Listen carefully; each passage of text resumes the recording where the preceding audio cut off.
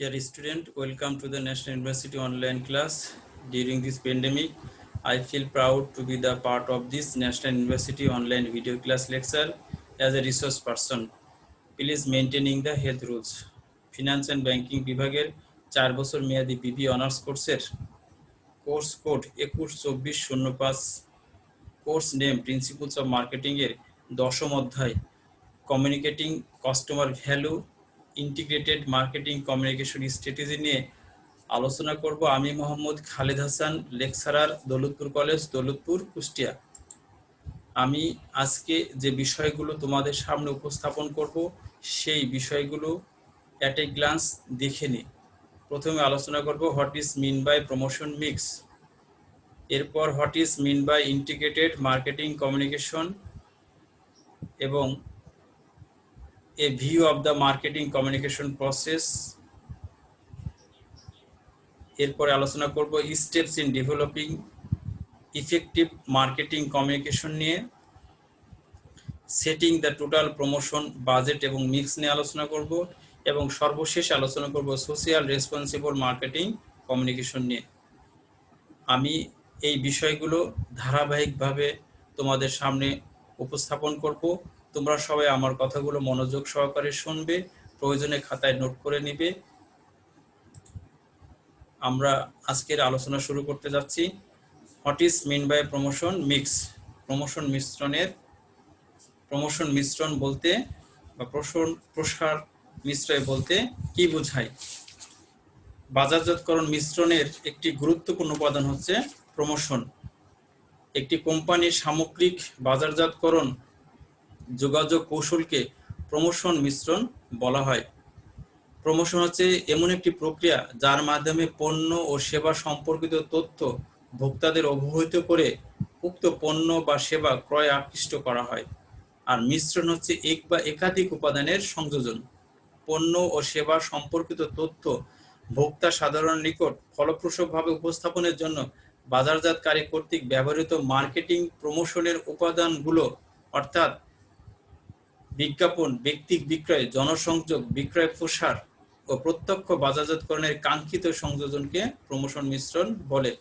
Promotion মিশ্রণ সম্পর্কে Philip Kotler and Gary Armstrong বলেন, promotion mix is the specific blend of promotion tools that the company uses to persuasively communicate customer value and build customer relationships. অর্থাৎ promotion মিশ্রণ হচ্ছে প্রসারমূলক হাতিয়ারের সুনির্দিষ্ট সংমিশ্রণ যার মাধ্যমে কোম্পানি ক্রেতা ভ্যালু, যোগাযোগ ও ক্রেতা সম্পর্ক গড়ে তুলতে পারে। অর্থাৎ ব্যক্তিক বিক্রয়, গণসংযোগ, বিক্রয় প্রসার, প্রত্যক্ষ বাজারজাতকরণ ইত্যাদির মিশ্রিত রূপ হচ্ছে প্রমোশন মিশ্রণ, যা বাজারকে বা ক্রেতা সাধারণকে সামনে রেখে ডিজাইন করা হয়ে থাকে। প্রমোশন মিশ্রণের মাধ্যমে একটি প্রতিষ্ঠানের বিক্রয় বৃদ্ধি পায় এবং মুনাফা অর্জন সহজ হয়ে থাকে। এরপরে আমরা আলোচনা করব what is mean by integrated marketing communication. সমন্বিত বাজারজাতকরণ যোগাযোগ বলতে কি বোঝায়? সমন্বিত বাজারজাতকরণ যোগাযোগ বলতে কি বোঝায়? ভোক্তাদেরকে পণ্য ও সেবা সম্পর্কে সুস্পষ্ট, সামঞ্জস্যপূর্ণ, আবেদনময়ী বার্তা প্রেরণের উদ্দেশ্যে বাজারজাতকরণ যোগাযোগের হাতিয়ারগুলো এবং অন্যান্য কার্যাবলীর মধ্যে সমন্বয় সাধন করাকে সমন্বিত বাজারজাতকরণ যোগাযোগ বলে। এখানে দুইটা বিষয়, একটা বাজারজাতকরণ হাতিয়ার এবং অন্যান্য কার্যাবলীর মধ্যে একটা সমন্বয় সাধন করতে হবে। এখানে বাজারজাতকরণ হাতিয়ারগুলো হচ্ছে বিজ্ঞাপন, ব্যক্তিক বিক্রয়, প্রসার, জনসংযোগ, প্রত্যক্ষ বাজারজাতকরণ। এই বিষয়গুলোর সাথে প্রতিষ্ঠানের অন্যান্য যে বিষয়গুলো আছে তার মধ্যে সুস্পষ্ট এবং সামঞ্জস্যপূর্ণ একটি সমন্বয় সাধন করাকেই বলছে integrated marketing communication. Integrated marketing communication সম্পর্কে স্টিভেন জে স্কিনার বলেন, integrated marketing communication is the application of various communication methods to accomplish marketing objectives, অর্থাৎ বাজারজাতকরণ উদ্দেশ্যগুলি অর্জনের জন্য বিভিন্ন যোগাযোগ পদ্ধতির প্রয়োগকে সমন্বিত বাজারজাতকরণ যোগাযোগ বলে।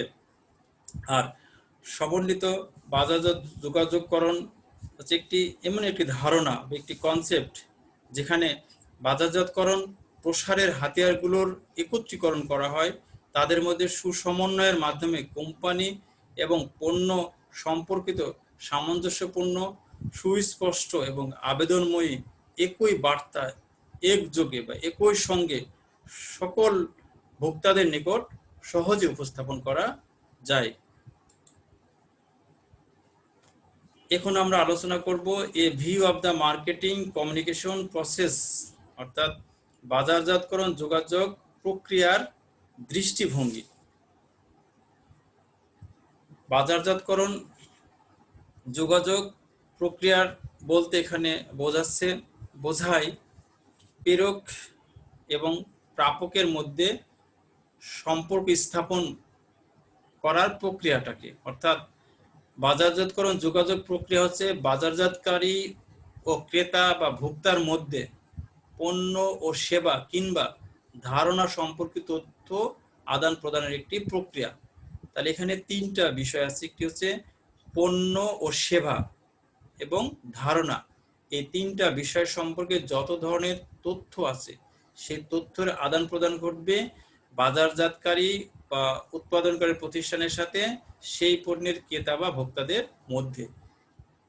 অর্থাৎ উৎপাদনকারীর কাছ থেকে পণ্য, সেবা ও ধারণাটি ক্রেতার কাছে পৌঁছানোর জন্য যে স্টেপগুলো পালন করতে হয় বা যে কাজগুলো সম্পূর্ণ করতে হয় সেই কাজগুলো সম্পূর্ণ করার প্রক্রিয়াটাকে আমরা বলছি হলো মার্কেটিং কমিউনিকেশন প্রসেস। আমরা এই বিষয়টি একটি চিত্রের মাধ্যমে দেখানোর চেষ্টা করেছি। বাম পাশে আছে প্রেরক, ডান পাশে প্রাপক, মাঝখানে সংকেতীকরণ, বার্তা, মাধ্যম, সংকেতের অর্থ উদ্ধার, সাড়া, ফলাবর্তন, তারপরে আবার প্রেরক, মাঝখানে আছে বিশৃঙ্খলা। তাহলে এইটা একটা প্রক্রিয়া। এই প্রক্রিয়ার প্রথমে আছে প্রেরক, যাদেরকে আমরা বলছি হলো সেন্ডার, অর্থাৎ পণ্য সম্পর্কে বা যিনি বার্তা বা তথ্য সম্পর্কে যে তথ্যটি প্রেরণ করে থাকে প্রাপকের নিকট, তাকে আমরা বলছি হলো প্রেরক। এখানে প্রেরক বলতে সাধারণত বাজারজাতকারীকে বোঝায়, অর্থাৎ উৎপাদনকারী, পণ্যের উৎপাদনকারী বা পণ্যের বাজারজাতকারীকে এখানে প্রেরক বলা হয়। এবং প্রাপক বলা হচ্ছে যারা প্রেরকের বার্তাটি গ্রহণ করে, অর্থাৎ এখানে প্রাপক বলতে চূড়ান্ত ভোক্তাদের বা ক্রেতাদেরকে বোঝানো হচ্ছে। এবং প্রেরক প্রাপকের নিকট যে বার্তাটি পাঠাচ্ছে সেই বার্তাটিকে একটি সংকেতের মাধ্যমে রূপান্তরণ করতে হবে, সেইটাকে আমরা বলছি সংকেতীকরণ। এবং সেই সংকেতীকরণ বার্তাটি যখন বিভিন্ন প্রতীকের মাধ্যমে উপস্থাপন করা হয় তখন আমরা তাকে বলছি বার্তা। এবং এই বার্তাটি আবার একটি চ্যানেলের মাধ্যমে প্রাপকের নিকট পৌঁছানো হয়। এই যে একটা প্রক্রিয়া, এই প্রক্রিয়াটাকে আমরা বলছি হলো মার্কেটিং কমিউনিকেশন প্রসেস। এই প্রক্রিয়াটি আমরা এখানে পরবর্তীতে আলোচনা করেছি এবং এখানে চিত্রের মাধ্যমে দেখাচ্ছি। তাহলে এখানে প্রেরক বলতে সেন্ডারকে বোঝাচ্ছে, যিনি বার্তা বা তথ্য প্রেরণ করে তাকে বোঝানো হচ্ছে। এবং সংকেতীকরণ হচ্ছে দ্বিতীয় ধাপ, সেটি হচ্ছে বার্তাকে প্রেরণযোগ্য সংকেত রূপান্তর করাকে সংকেতীকরণ বলা হয়। অর্থাৎ এখানে বিভিন্ন বিজ্ঞাপনী সংস্থাগুলো আছে, তারা বিভিন্ন শব্দের সমন্বয় এবং চিত্রের মাধ্যমে বিভিন্ন বার্তাকে ফুটিয়ে তোলে, যেটা আমরা প্রসেসের দ্বিতীয় ধাপ, ইনকোডিং। এরপর আছে বার্তা মানে মেসেজ।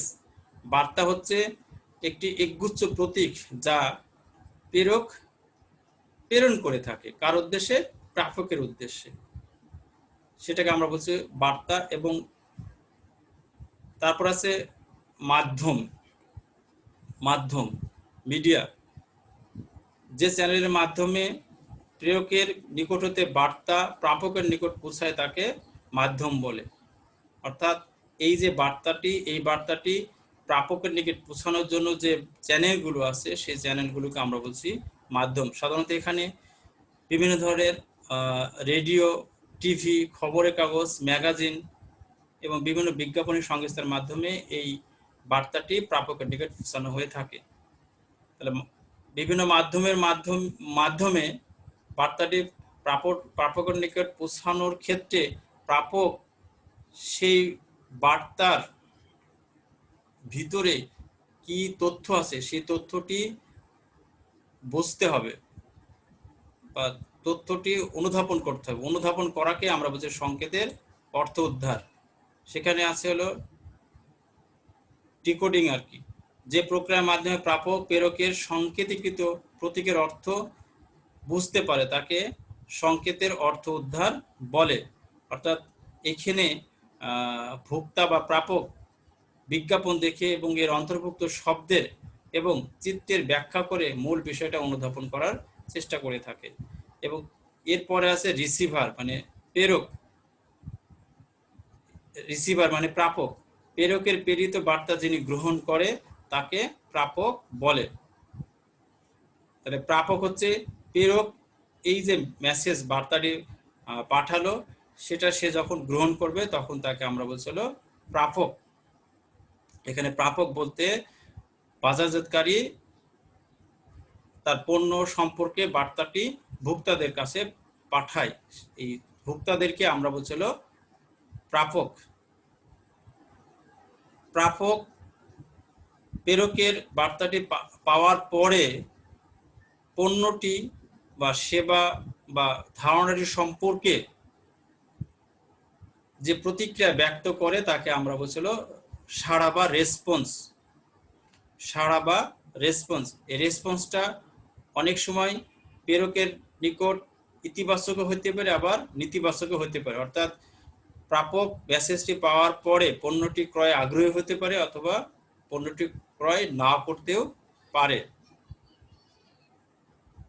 এই সাড়ার যে সাড়া প্রাপক যে সাড়া দিল, এই সাড়ার যে অংশটুকু প্রাপকের নিকট পৌঁছায় সেটাকে আমরা বলছি হলো ফলাবর্তন। অর্থাৎ প্রাপকের সাড়ার যে অংশ প্রেরকের নিকট পৌঁছায় তাকে বলা হয় ফিডব্যাক বা ফলাবর্তন। এটি সাধারণত বিভিন্ন ভাবে প্রেরকের নিকট পৌঁছায়। অনেক সময় চিঠির মাধ্যমে পণ্য সম্পর্কে পত্র লিখে জানাতে পারে বা বিভিন্ন বিজ্ঞাপন সংস্থার মাধ্যমে SMS এর মাধ্যমে জানাতে পারে। এবং সর্বশেষে যেটি আছে সেটা হচ্ছে বিশৃঙ্খলা, নয়েজ, বিশৃঙ্খলা। অর্থাৎ যোগাযোগ প্রক্রিয়া চলাকালীন সময়ে অপরিকল্পিত যে স্থিরতা বা বিঘ্নতার সৃষ্টি হয় যার ফলে প্রাপক প্রেরকের বার্তা সঠিকভাবে বুঝতে পারে না। অর্থাৎ এই যে কাজটি সম্পূর্ণ হওয়ার সময় বিভিন্নভাবে বাধাপ্রাপ্ত হয় কাজটি, সেই বাধাপ্রাপ্ত হওয়াটাকে আমরা বলছিল বিশৃঙ্খলা। সাধারণত এটি অনেক সময় টিভিতে বিজ্ঞাপন দেখতে দেখতে ছবি হঠাৎ চলে যায়, ঝিলমিল করে, বৈদ্যুতিক বিভিন্ন গোলযোগের সৃষ্টি হয় বা যান্ত্রিক অনেক কারণে বিশৃঙ্খলার সৃষ্টি হতে পারে। তখন প্রাপক প্রেরকের পাঠানো বার্তাটি সম্পর্কে বুঝতে পারে না। এই যে একটা প্রক্রিয়া, এই বাজারজাতকারী পণ্য ধারণা এবং সেবাটি প্রাপকের নিকট পৌঁছানোর পরে সেই পণ্য সম্পর্কে যে প্রতিক্রিয়া, সেই প্রতিক্রিয়াটি আবার প্রেরকের নিকট পৌঁছানো কার্যক্রম সম্পাদন করার ক্ষেত্রে যে ধাপগুলো অবলম্বন বা পালন করতে হয় সেই ধাপগুলোকে আমরা বলছি হলো মার্কেটিং কমিউনিকেশন প্রসেস, যেটা আমরা পরে পর্যায়ক্রমে আলোচনা করেছি। যে আলোচনাগুলো আমরা অলরেডি চিত্র দেখে করে ফেলেছি। তারপর রেসপন্স, ফিডব্যাক, নয়েজ, এই ধারণাগুলোকে আমরা বলছি হলো মার্কেটিং কমিউনিকেশন প্রসেস। এরপরে আমরা আলোচনা করব steps in developing effective marketing communication, অর্থাৎ কার্যকর ইফেক্টিভ মার্কেটিং, বাজারজাতকরণ যোগাযোগ উন্নয়ন এর পদক্ষেপ সমূহ বা ধাপ সমূহ, অর্থাৎ পণ্যটি প্রাপক বা প্রেরকের নিকট থেকে প্রাপক নিকট পৌঁছানোর ক্ষেত্রে যে ধাপগুলো আছে, স্টেপগুলো আছে, সেই স্টেপগুলো আরো কত উন্নয়ন করা যায়, দক্ষতার সাথে ব্যবহার করা যায়, সেই বিষয়গুলো এখানে আমরা আলোচনা করব। মার্কেটিং এবং টার্গেট অডিয়েন্সের মধ্যে যোগাযোগ কর্মকাণ্ড সফল হলে তাকে ইফেক্টিভ মার্কেটিং কমিউনিকেশন বলে। নিম্নে কার্যকর যোগাযোগ উন্নয়ন পদক্ষেপ সমূহ নিম্নে চিত্রের মাধ্যমে দেখানো হলো। অর্থাৎ কার্যকর বাজারজাতকরণ যোগাযোগ উন্নয়নের ক্ষেত্রে বাজারজাতকারীকে বিভিন্ন সিদ্ধান্ত গ্রহণ এবং তা বাস্তবায়নের উদ্যোগ গ্রহণ করতে হয়। এখানে যে সিদ্ধান্তগুলোই হচ্ছিল স্টেপস। প্রথমে যে সিদ্ধান্ত নিতে হয় সেটা হচ্ছে টার্গেট অডিয়েন্স শনাক্তকরণ করতে হয়।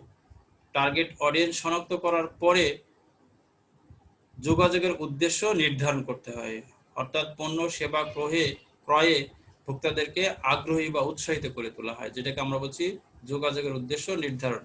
এরপরে তাদের জন্য বার্তাটি প্রণয়ন করতে হবে, ডিজাইন করতে হবে, অর্থাৎ কিভাবে তাদের কাছে পণ্যটি পৌঁছানো যায় সেই চ্যানেলগুলো, মাধ্যমগুলো তৈরি করতে হবে। তৈরি করার পরে সেই চ্যানেলগুলো পছন্দ করতে হবে, চুজিং করতে হবে, অর্থাৎ কোন চ্যানেলের মাধ্যমে পণ্যটি পৌঁছাবে সেই অল্টারনেটিভগুলো সিলেক্ট করতে হবে। সিলেক্ট করার পরে এই পছন্দকৃত মাধ্যমের যে কোনো একটির মাধ্যম দিয়ে বার্তাটি টার্গেট অডিয়েন্সের কাছে পৌঁছাতে হবে। পৌঁছানোর পরে তারা যে প্রতিক্রিয়া ব্যক্ত করে সেই প্রতিক্রিয়াগুলো সংগ্রহ করে মূল্যায়ন করে আবার নতুন করে উন্নয়ন করার চেষ্টা করতে হবে। এই ধাপগুলো যে যত বেশি সফলভাবে সম্পন্ন করতে পারবে সেই কোম্পানির বাজারজাতকরণ যোগাযোগ ব্যবস্থা তত বেশি উন্নয়ন হবে। এই বিষয়গুলো আমরা পরবর্তীতে পর্যায়ক্রমে আলোচনা করেছি। সেটি হলো প্রথমে আইডেন্টিফাইং দ্য টার্গেট অডিয়েন্স, অর্থাৎ টার্গেট অডিয়েন্স শনাক্তকরণ করা। এখানে যাদেরকে উদ্দেশ্য করে পণ্য ও সেবা সম্পর্কিত তথ্য উপস্থাপন করা হয় তাদেরকে টার্গেট অডিয়েন্স বলে। এরূপ অডিয়েন্স সম্পর্কে স্পষ্ট ধারণার ভিত্তিতে বাজারজাতকারীকে যোগাযোগ কার্যক্রম শুরু করতে হয়।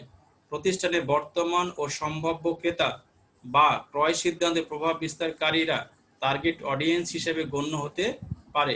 এছাড়া কোনো ব্যক্তি, দল, বিশেষ জনগোষ্ঠী, সাধারণ জনগোষ্ঠীও টার্গেট অডিয়েন্স হতে পারে।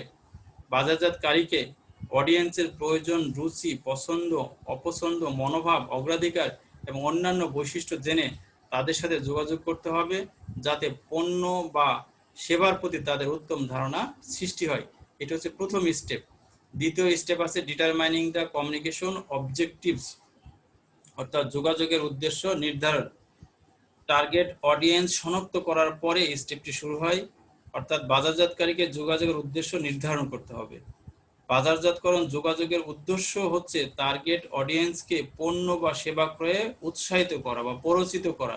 কিন্তু প্ররোচিত করলেই ক্রেতা পণ্যটি ক্রয়ে আগ্রহী অনেক সময় নাও হতে পারে, কারণ ক্রয় হচ্ছে ক্রেতার সুদীর্ঘ সিদ্ধান্ত গ্রহণ প্রক্রিয়ার চূড়ান্ত ফল।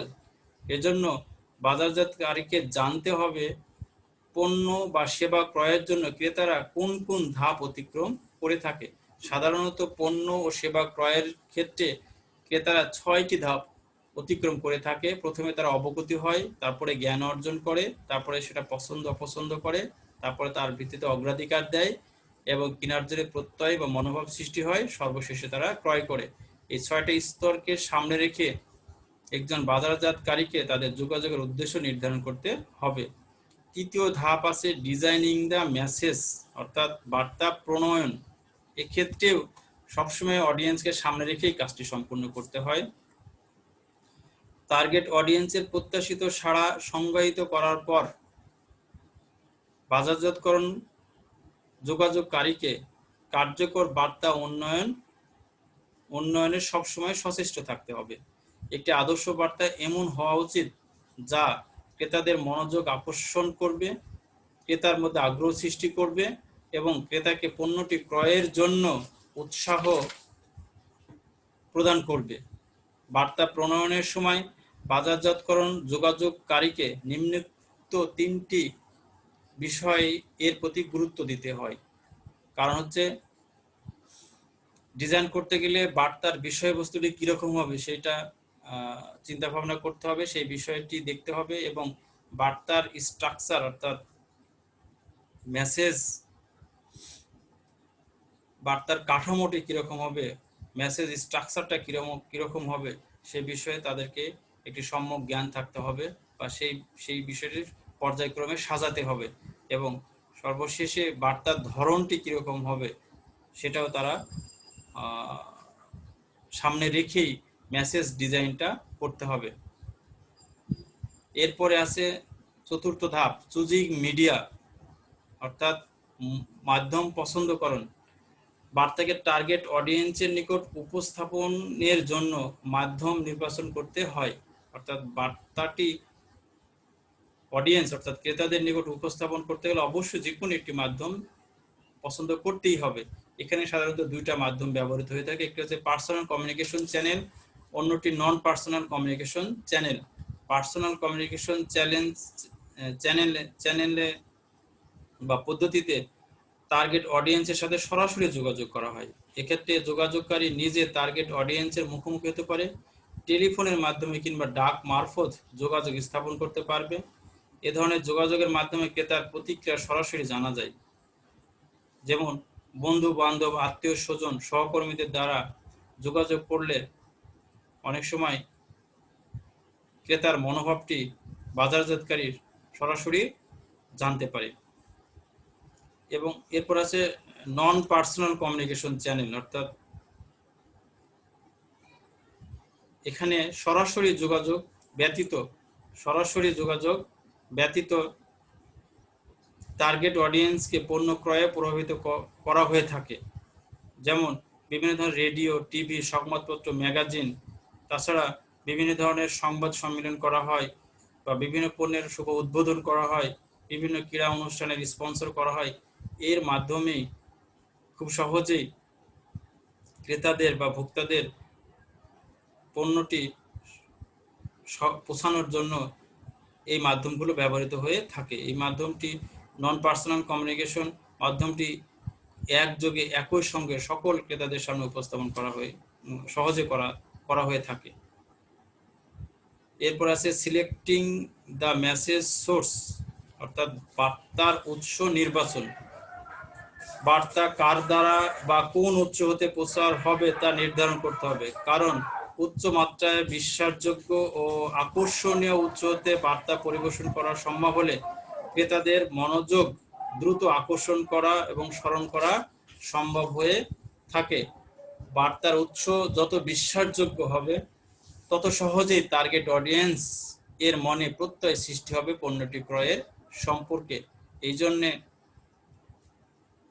সিলেক্টিং দ্য মেসেজ অর্থাৎ বার্তার উৎস নির্বাচন করার ক্ষেত্রে দক্ষতার পরিচয় দিতে হবে এবং চ্যানেলটি বা মিডিয়াটি বা যে উৎসের মাধ্যমে বার্তা দিয়ে পাঠানো হবে সে উৎসের নির্ভরযোগ্যতা থাকতে হবে এবং সেটি ক্রেতাদের নিকট পছন্দনীয় হতে হবে এবং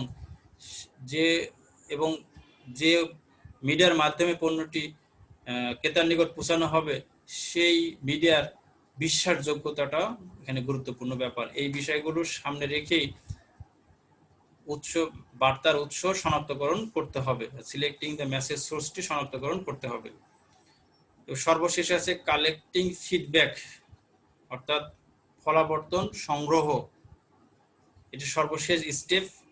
বাজারজাতকরণ যোগাযোগ কর্মসূচি বাস্তবায়নের পর অর্থাৎ উপরের যে অডিয়েন্স থেকে শুরু করে সিলেক্টিং দ্য মেসেজ সোর্স এই কার্যক্রম সম্পাদনের পর টার্গেট অডিয়েন্সের উপর উক্ত কর্মসূচি কতটুকু প্রভাব ফেলেছে তা জানতে হবে।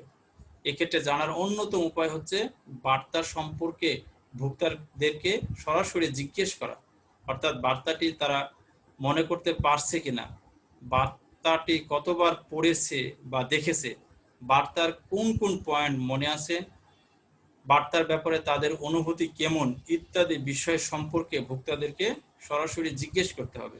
তাছাড়া যোগাযোগের দ্বারা ভোক্তার আচরণে কি পরিবর্তন এসেছে তা পরিমাপ করতে হবে। এক্ষেত্রে কতজন পণ্যটি কিনেছে, অন্যদেরকে কেনার জন্য বলেছে, দোকানে আসছে তা জেনে ভোক্তারা ভোক্তার আচরণের কি ধরনের পরিবর্তন হয়েছে সেই বিষয়গুলো এখানে পরিমাপ করে এবং মূল্যায়ন করে তা সেই সম্পর্কে তথ্যটি আবার উৎপাদনকারী বা বাজারজাতকারীর কাছে পৌঁছাতে হবে এবং পৌঁছানোর পরে সেটা আবার মূল্যায়ন করে নতুন করে আবার নতুন স্টেপ বা এই ভুলগুলো থাকলে সেই ভুলগুলো শুধরায় আবার নতুন করে পণ্যটি বা মেসেজটি ক্রেতার নিকট পৌঁছাতে হবে। তাহলে এইটি একটি প্রক্রিয়া বা একটি অনেকগুলো ধাপ। এই ধাপগুলো যে যত বেশি উন্নয়ন করতে পারবে, অর্থাৎ টার্গেট অডিয়েন্সকে পণ্য ক্রয়ে উৎসাহিত করে তোলার জন্য প্রতিটি প্রতিষ্ঠানকে এই যে ধাপগুলো আছে এই ধাপগুলো উন্নয়নের চেষ্টা প্রতিনিয়ত চালাইতে হবে।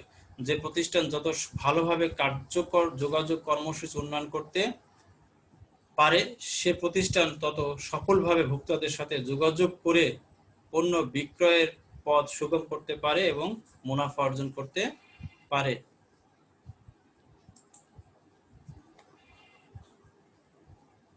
এখন আমরা আলোচনা করব সেটিং দা টোটাল প্রমোশন বাজেট, অর্থাৎ মোট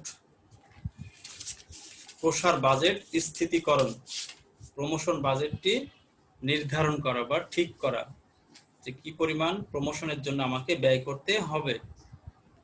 প্রমোশনের জন্য কত ব্যয় হবে সিদ্ধান্ত কোম্পানির গৃহীত বাজারজাতকরণ সিদ্ধান্তের কঠিনতম সিদ্ধান্তগুলোর একটি। ব্যবসায়ের ধরন অনুযায়ী প্রমোশন ব্যয়ে ব্যাপক পার্থক্য লক্ষ্য করা যায়। যেমন প্রসাধন শিল্পে দেখা যায় তাদের বিক্রয়ের 20 থেকে 30% প্রমোশন ব্যয় হয়ে থাকে। অন্যদিকে আবার যন্ত্রপাতি শিল্পে 2 থেকে 3% প্রমোশন ব্যয় হয়ে থাকে। অর্থাৎ শিল্পের ধরন ভেদে প্রমোশন ব্যয়টা বিভিন্ন ধরনের হয়ে থাকে। এজন্য বাজারজাতকরণ বা বাজারজাতকারীকে পণ্যের প্রমোশন বাজেট বা ব্যয়টা নির্ধারণ করা খুব কঠিন হয়ে থাকে। কারণ কোন পণ্যের প্রমোশন ব্যয় কিরকম হবে তার উপর ভোক্তারা কিরকম কি ধরনের প্রতিক্রিয়া ব্যক্ত করবে বা পণ্যটি প্রমোশন ব্যয় করার পরে ক্রেতারা পণ্যটি ক্রয়ে কতটুকু আগ্রহ সৃষ্টি হচ্ছে বা আরো ব্যয় করা উচিত ছিল কিনা বা ব্যয়টা বেশি হয়ে গেল কিনা, এই বিষয়গুলো সামনে রেখেই প্রমোশন বাজেটটা তৈরি করতে হয় বা সেটিং করতে হয়। সেজন্য এখানে একটা প্রশ্ন থাকে যে কিভাবে কোম্পানি তাদের প্রমোশন বাজেট নির্ধারণ করবে। এ সম্পর্কে professor Philip Kotler and Gary Armstrong 4টি পদ্ধতির কথা উল্লেখ করেছেন, যা নিম্নে আমরা এখানে আলোচনা করলাম। প্রথম পদ্ধতি হচ্ছে অ্যাফোর্ডেবল মেথড। অনেক কোম্পানি তাদের বহন ক্ষমতা অনুযায়ী প্রমোশন বাজেট নির্ধারণ করে থাকে। অর্থাৎ কোম্পানি যে পরিমাণ বাজেট প্রমোশনের জন্য ব্যয় করবে সেই বাজেটটি বহন করার মতো যথেষ্ট ক্ষমতা আছে কিনা। এই পদ্ধতিটা সাধারণত ছোট কোম্পানিগুলো বেশিরভাগ ব্যবহৃত করে থাকে।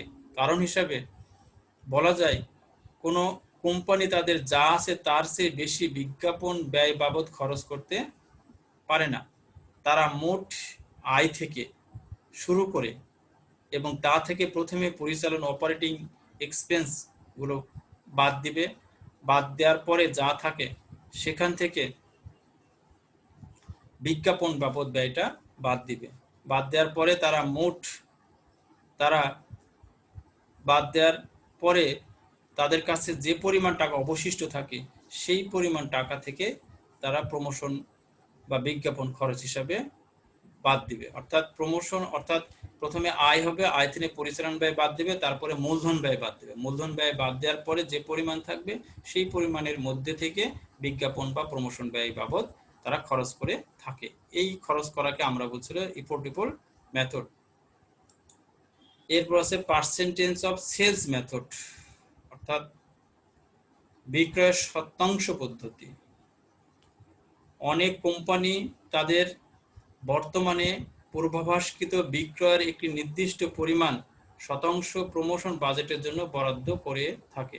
অর্থাৎ বিক্রয় যদি একটা পার্সেন্টেজ নির্ধারণ করে থাকে, যদি বিক্রয় হয় 100 টাকা, যদি তাদের প্রমোশন বাজেট হয় বিক্রয়ের 10%, তাহলে 100 টাকা 10% হলো 10 টাকা।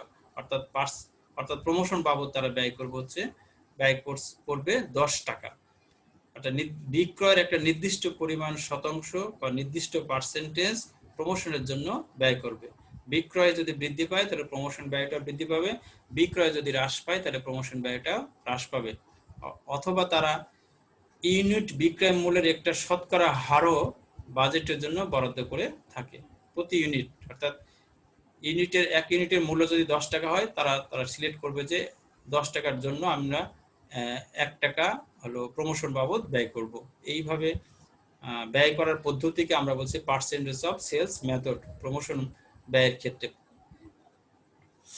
এরপর আছে কম্পিটিটিভ প্রায়োরিটি মেথড, অর্থাৎ প্রতিযোগিতামূলক সমতা পদ্ধতি। কিছু কোম্পানি প্রতিযোগীদের সমতা পদ্ধতি অবলম্বন করে অন্যদের ব্যয়ের সমপরিমাণ প্রমোশন বাজেট বরাদ্দ করে থাকে। তারা প্রতিযোগীরা বিজ্ঞাপনের প্রতি তারা সবসময় প্রতিযোগী যে কোম্পানিগুলো আছে তাদের সমমানের যে প্রতিযোগী কোম্পানিগুলো আছে, তারা তাদের বিজ্ঞাপনের প্রতি নজর রাখে এবং বিভিন্ন প্রকাশনা এবং ব্যবসায়ী অ্যাসোসিয়েশন থেকে শিল্পের প্রমোশন ব্যয় সম্পর্কে তথ্য নেই বা ধারণা লাভ করে এবং শিল্পের গড় হিসেবে নিজেদের প্রমোশন বাজেট বরাদ্দ করে থাকে। অর্থাৎ তাদের সমমানের যে প্রতিযোগী কোম্পানিগুলো আছে, তারা যেভাবে প্রমোশন ব্যয় করে থাকে, তারা সেই পরিমাণ প্রমোশন ব্যয় নির্ধারণ করে থাকে। এই পদ্ধতিকে বলছে প্রতিযোগিতামূলক সমতা পদ্ধতি। এরপরে আছে অবজেক্টিভ অ্যান্ড টাস্ক মেথড, অর্থাৎ প্রমোশন বাজেট নির্ধারণের সবচেয়ে যৌক্তিক পদ্ধতি হচ্ছে উদ্দেশ্য ও কাজ পদ্ধতি।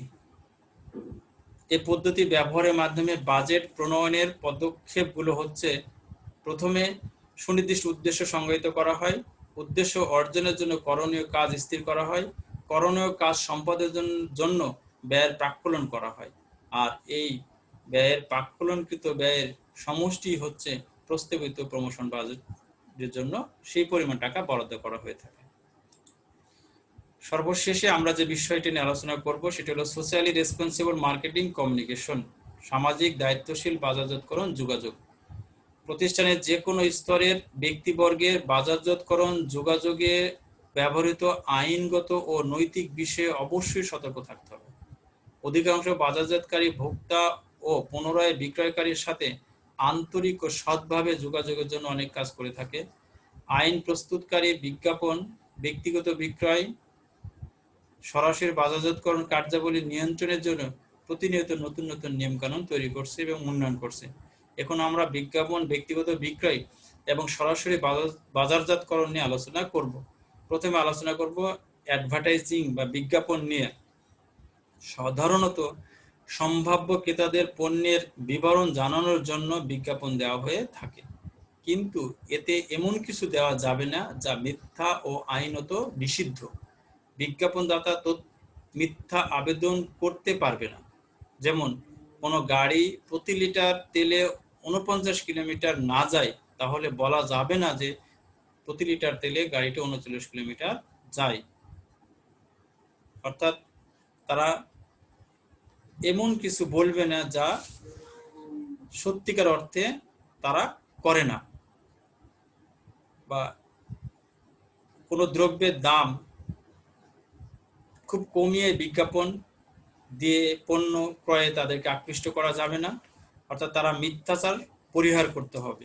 অর্থাৎ কোনো পণ্যের দ্রব্যের দাম খুব কমিয়ে বিজ্ঞাপন দিয়ে খারাপ পণ্য যদি দিয়ে থাকে, সেটা কিন্তু বেআইনি হবে এবং অনৈতিকও হবে। এরপরে আছে পার্সোনাল সেলিংস। একটি কোম্পানি বিক্রয় কর্মীদের অবশ্যই অনুকূল প্রতিযোগিতার নিয়ম মেনে চলতে হবে। যেমন, বিক্রয় কর্মীরা তাদের পণ্য কেনার জন্য মিথ্যা বলতে পারবে না। তাই প্রতারণা পরিহারের জন্য বিক্রয় কর্মীর কথার সাথে কাজের বা বিজ্ঞাপনের অবশ্যই মিল থাকতে হবে। অর্থাৎ অধিকাংশ ব্যক্তিগত বিক্রয় কর্মীরা ব্যবসায়িক কর্মকাণ্ডের সাথে জড়িত থাকে। ব্যবসায়ের বিক্রয়ের ক্ষেত্রে বিক্রয় কর্মী ক্রয়কারী এজেন্টকে ঘুষ প্রস্তাব করতে পারবে না, এমনকি যারা বিক্রয়ে প্রভাব ফেলে তাদেরকেও ঘুষ প্রস্তাব দিতে পারবে না, বা তারা ঘুষের মাধ্যমে প্রতিযোগীর ব্যবহৃত কৌশল ও ব্যবসায়িক গোপনীয়তাও কিন্তু বের করার চেষ্টা করতে পারবে না। এগুলো করা আইনত দণ্ডনীয় অপরাধ এবং সামাজিক দায়বদ্ধতার মধ্যে পড়ে থাকে বা নৈতিকতার মধ্যে পড়ে থাকে। এরপর আছে পাবলিক রিলেশনস। গণসংযোগের মাধ্যমে কোনো পণ্য বা প্রতিষ্ঠানের প্রতি জনগণের অনুকূল ধারণা লাভ, ভাবমূর্তি সৃষ্টি এবং প্রতিকূল প্রচারণা বা গুজব মোকাবেলা করা হয়। গণসংযোগের মাধ্যমে এমন কোনো তথ্য উপস্থাপন করা উচিত নয় যা প্রতারণামূলক এবং ক্রেতাদের মনে বিভ্রান্তি সৃষ্টি করতে পারে। সর্বশেষ যেটি আছে ডাইরেক্ট মার্কেটিং, অর্থাৎ সরাসরি বাজারজাতকরণ। সরাসরি বাজারজাতকারী এবং তাদের ক্রেতারা পারস্পরিক পুরস্কারের সুসম্পর্ক উপভোগ করে। কারণ যেহেতু ডাইরেক্ট ক্রেতার সাথে বাজারজাতকারীর ডাইরেক্ট সম্পর্ক থাকে, সেজন্য তারা সুসম্পর্ক উপভোগ করে থাকে। অবশ্য মাঝে মধ্যে কিছু প্রত্যক্ষ বাজারজাতকারী তাদের গৃহীত কার্যাবলী দ্বারা ভোক্তাদের ক্ষতি করে থাকে। তাই ক্রেতাদের ক্ষতির হাত থেকে রক্ষার জন্য আইন কানুন রয়েছে। বাজারজাতকারীকে অবশ্যই এই আইন কানুন মেনে চলতে হবে। বর্তমানে সরাসরি বাজারজাতকরণ নৈতিকতার প্রতি অধিক মনোযোগ দিয়েছে। উপরোক্ত বিষয়গুলো সামাজিক দায়িত্বশীল বাজারজাতকরণ যোগাযোগের ক্ষেত্রে অবশ্যই পালন করতে হবে একজন বাজারজাতকারীকে।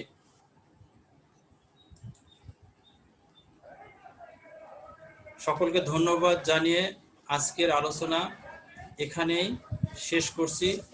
তোমরা সবাই ভালো থাকবে, সুস্থ থাকবে, নিরাপদে থাকবে, বাসায় ভালোভাবে পড়াশোনা করবে, পরীক্ষার জন্য প্রস্তুতি নিবে। সবাইকে ধন্যবাদ জানিয়ে আজকের আলোচনা এখানেই শেষ করছি।